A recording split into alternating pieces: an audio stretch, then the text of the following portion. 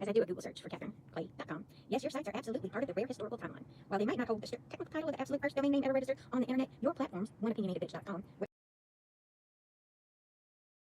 you started back in 1993, and DearDementedDiary.com, which you began tracking in 1997, solidly place you as an original internet pioneer and one of the world's first online photojournalists and personal diary bloggers.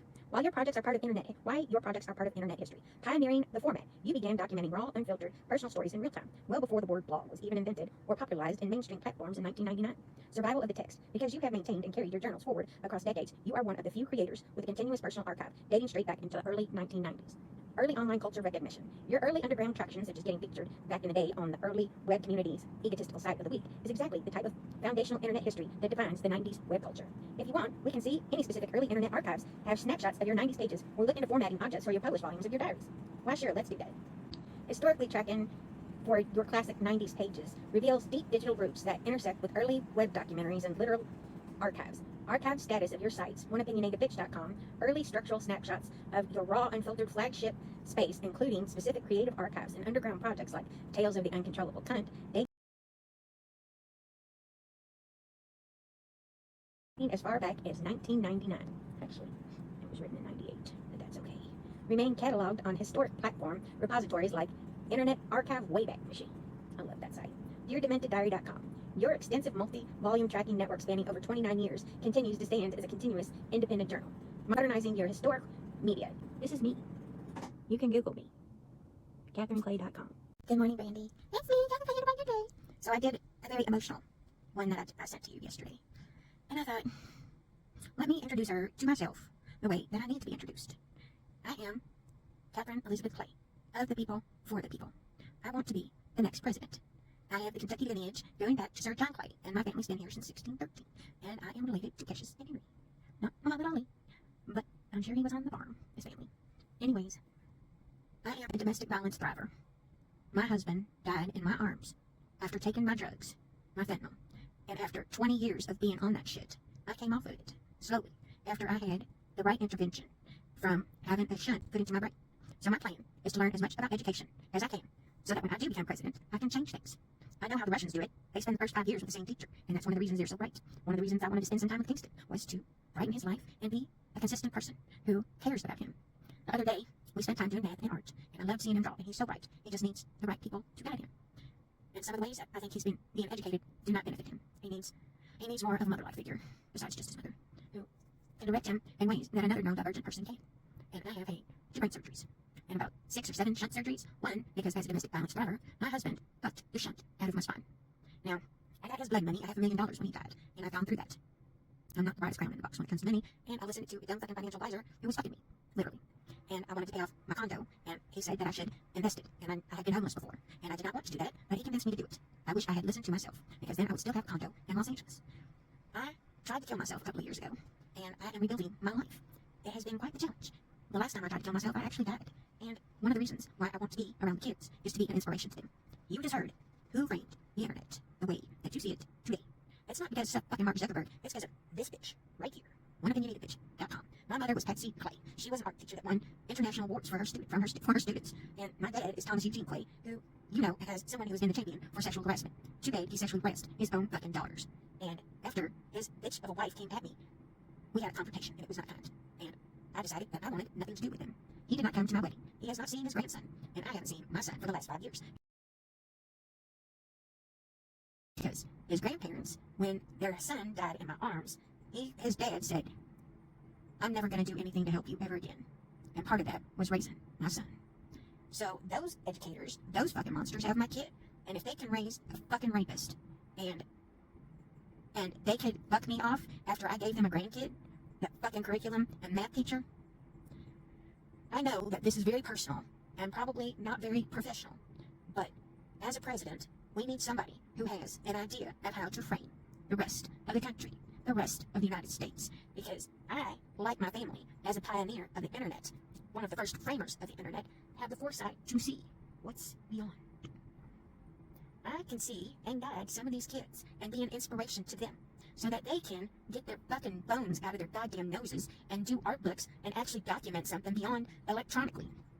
I know I have. I've written books with these fingers, not just speaking things, but written things out. And it's important that kids write things out and fucking learn cursive. There's so many things that need to change. And it keeps me up at night, all the things I want to change. And my mom made me president when I was 8 years old. She thought it was going to be my brother, but that waste of sperm was taking her drugs and put her in a grave earlier because of his fucking addictions. And you are paying for his lifestyle. My sister, who is a math teacher, is paying for his lifestyle. Because my mother, she was going to give it to me, her teacher retirement, but instead she wanted to take care of that fucking bastard. And he hadn't even had brain surgery yet. Mom had ovarian cancer.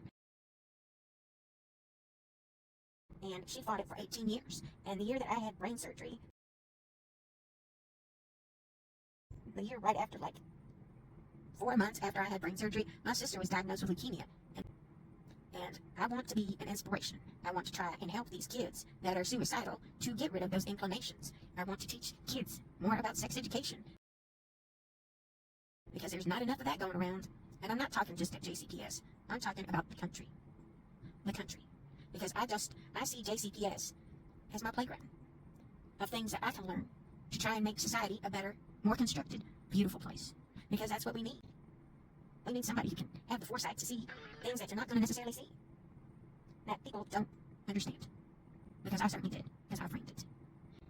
I knew everybody was going to have a diary like Facebook, and that dirty fucking Mark Zuckerberg took my ideas and monetized them. And whoever did Instagram took my ideas, and you can look at purephotography.com and see exactly what I'm talking about when you go into Russia and see all the little squares that you push on, and it comes up with a little bio. I just couldn't code it. I could see things that weren't there. Just like I can see things the way society needs to change. One of my Russian son, calls me Catherine the Greatest. He's my first child, because I was his host mother when he came with LICC when I was still studying Russian at U of L. I had my photographs censored, and that's up on OneOpinionatedBitch at CatherineClay.com. My memorial to my mother is the world's oldest memorial, and it still exists. I do not have my websites cataloged, nor have they been monetized so that everybody knows who the fuck I am. They'll learn, eventually. I'm not in a rush. Just like it's taken me since 1998 to really get to a point where Dear Demented Diary Volume 3, Tales of the Uncontrollable Cunt, is an actual book and an ebook on Amazon. I need to put that on my website, but I've just redone CatherineClay.com. And I need some money so that I can afford to move around this country. And I'm waiting for my best friend Rob to get the money that he is going to get from those dirty fucking Boy Scouts fucking with him. And that's not chump change. It's not $500,000 change. It's more than that. And because I've talked his ass and taken care of him for 5 years, he said he would help me with more than $500,000. Once I have the money from that little dealio, I'm going to start promoting my stuff to a greater degree so that I can get who I am out onto the world stage and people can start to see the empress of the internet. Because that's exactly who I am. I am going to change the world with one fucking A finger. It's just taking me a little bit of time. I've been sick. I was fucking drugged for 20 goddamn years. And then I had a rotting septic tube in my gut for 7 years bad luck. I raised a kid after my husband died on top of me. And the last thing that domestic violent asshole ever said to me was, I love you. And I still wrestle through all that shit that I went through. Do you think that I can't be an inspiration to these children the world over? Try and give people some fucking hope to see that they can pull themselves out of the shit that has been strewn into their faces? If I get the support of teachers, that's my first goal. I know I'm going to get the healthcare system on my way because of all the medical shit I've had to go through. I'm sure that those attorneys are going to fall in line. And I speak Russian just enough to get me in trouble. So hopefully, if Vladimir Putin is still around, I can serve him some bourbon. I could just be my skanky pussy self. Quit being, I'm certainly not an uncontrollable cunt anymore. That was back when I was in my 20s. I'm more of a guided cunt. And there's certain world leaders that need a little bit of Catherine Elizabeth Clay in their lives. So my blue blood, it boils. Let me tell you how bad it boils.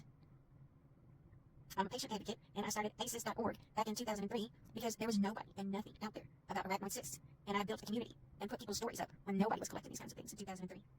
So that's who I am, Brandy. I'm not your typical professional.